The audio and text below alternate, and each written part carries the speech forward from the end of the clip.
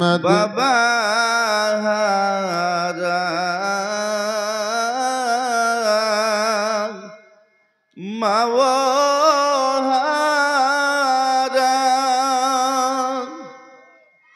গেলেন নবীজি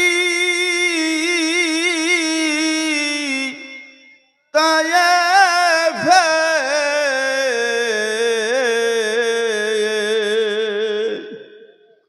বাবা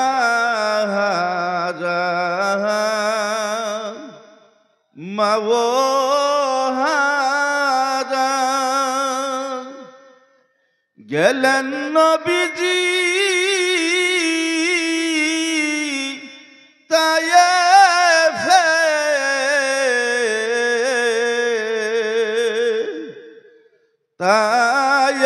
তায়েফবাসী মারলো পাথর ইতিম নবীজির গায়েতে আল্লাহ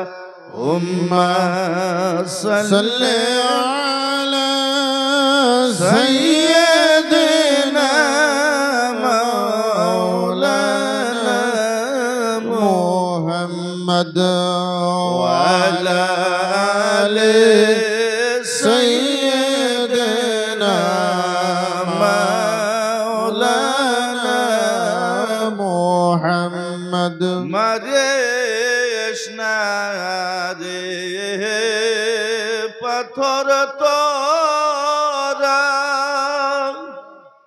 ইতিম নবীজির গায়েতে সে যে আমার মায়ার নবে তোরাই বেন সরে আল্লাহুম্মা সাল্লি আলা সাইয়্যিদিনা মাওলানা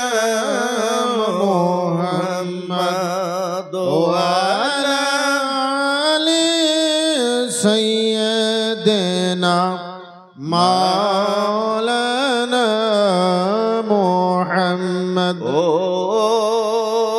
মায়ার নবী গো তুমি প্রেম সে খাইয়া কোথায় এলো কায়লা কন্যা ও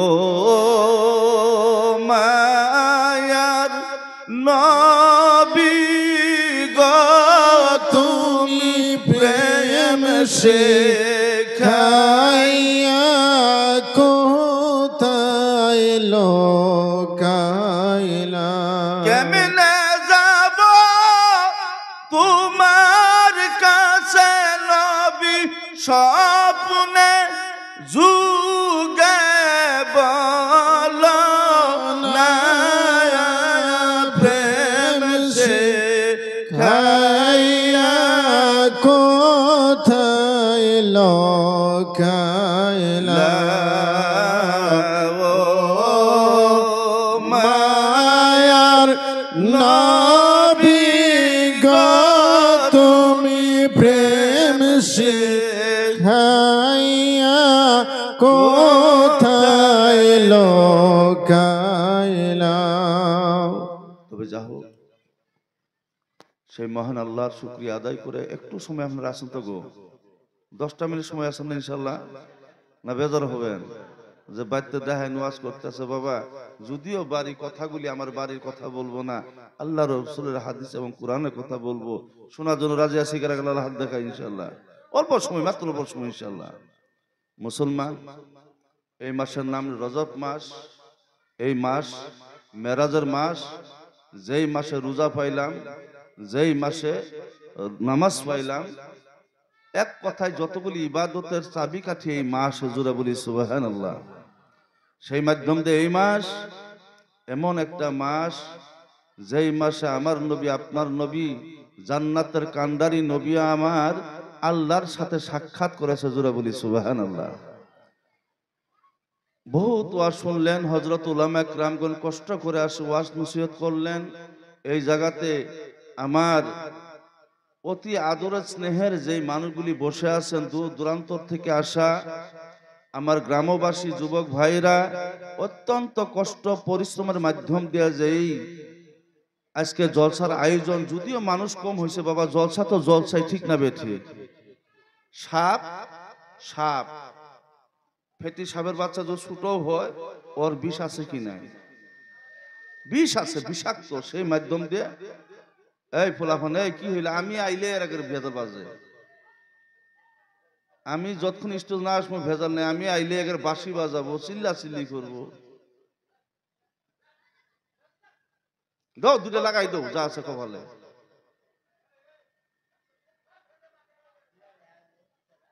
এই বাবা, বাপ ভালা তো ছেলে ভালা, ঠিক না বেঠি?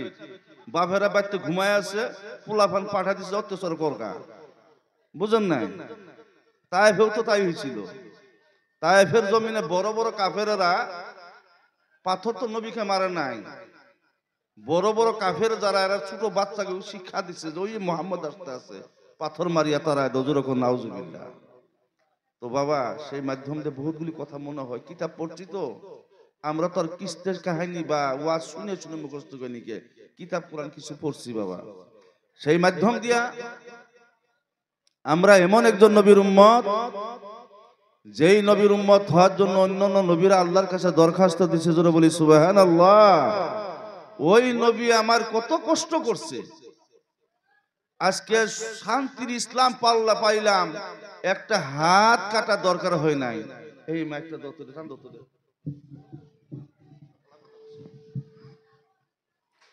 যে ইসলামের জন্য একটা পাও কাটার দরকার হয় নাই, একটা চক্ষু কান্না করার দরকার হয় নাই।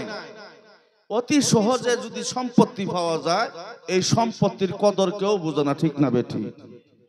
যেই ছেলে বাবার সম্পত্তি দ্বারা ধনী হয়, এর ধনীর কোনো দাম নাই, আছে কি? কোন সময় সম্পত্তি হারায়, ঠিক নাই? আর যেই ছেলে কষ্ট করে সম্পত্তি করে, এই সম্পত্তির দাম আছে কি নাই? আছে কি নাই? আপনা কামাই, নিজের কামাই। ছোটবেলা পড়ছিলাম ক্লাস 6 বা 7-এ, বাবার সন্তানকে বাবা শিক্ষা দিবে কি করে, কি করে মানুষ করা যায়।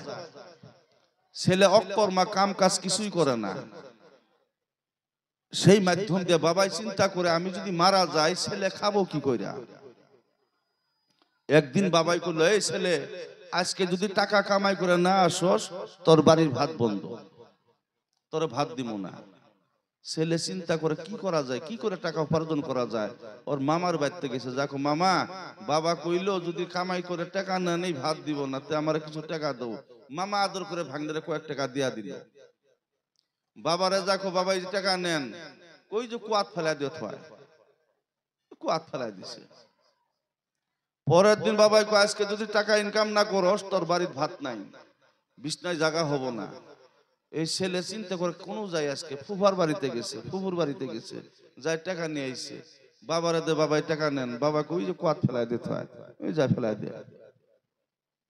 এরকম চাচা, জেঠা, ফুবা, ফুবু, খালা, মামা সব বাড়ি শেষ। এখন যাবো কোন জায়গায়, উপায় নাই।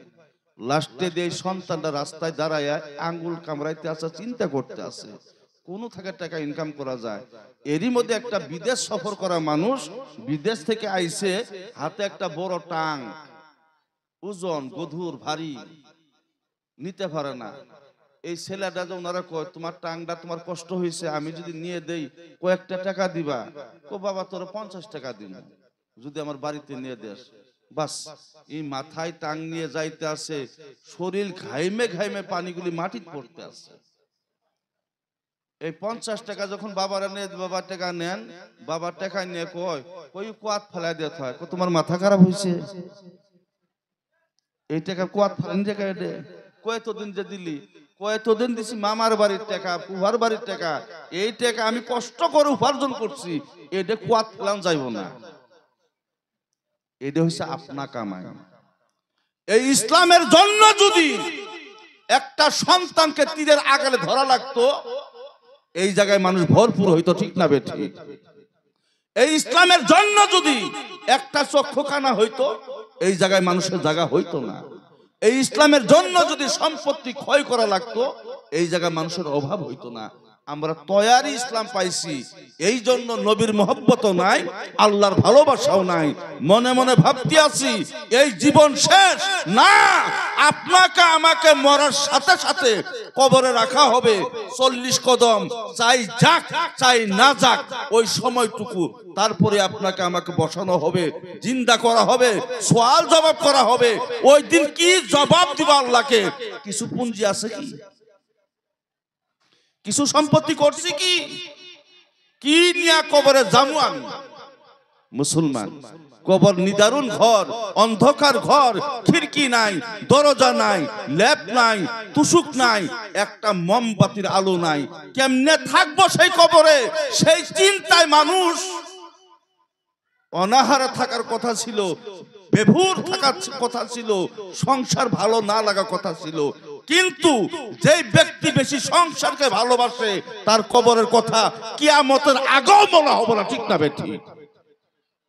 যেই মানুষ এই দুনিয়াকে আপন বলে ভাবে, সেই মানুষ কোনদিন কবরের পুঁজি করতে পারবে না, পারবে না, পারবে না, নিশ্চয় পারবে না। এই দুনিয়া মুমিনের জন্য হইল জেলখানা, আর বেদিনের জন্য হইল জান্নাত, ঠিক না বেঠি? এই দুনিয়ার বুকে, এই দুনিয়ার বাজারে যারা হালাল রুজি খায়, হক পথে চলে, হক কথা বলে, এদের দুঃখের সীমা নাই, ঠিক না বেঠি?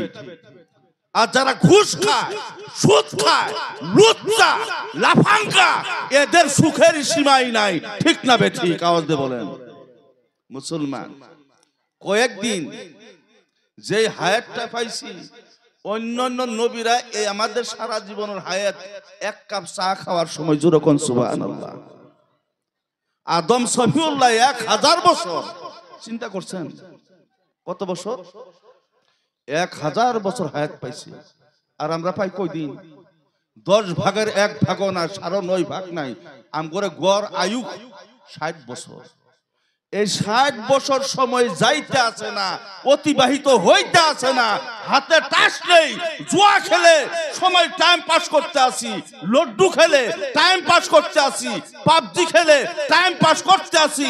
হাসরের ময়দান যেদিন আল্লাহ জমাইবে, এই হাত সাক্ষী দিবে, পাও সাক্ষী দিবে, চোখ সাক্ষী দিবে, কান সাক্ষী দিবে, জবান বন্ধ করে রাখা হবো।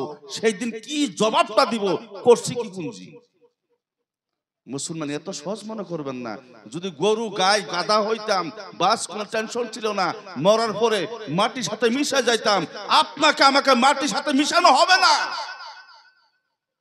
আপনাকে আমাকে ওই মাটি হইতে আবার গ্যাস দিয়ে তুলে সওয়াল জবাব করা হবে, প্রশ্নের উত্তর দিয়ে জান্নাতে যাওয়া লাগবে। এত সহজ মনে করবেন না। যদি মনে মনে ভাবতে আসি যে আমরা প্রশ্নের উত্তর দিয়ে পাশ করবো, একবারে ভুলের ভিতরে আছে।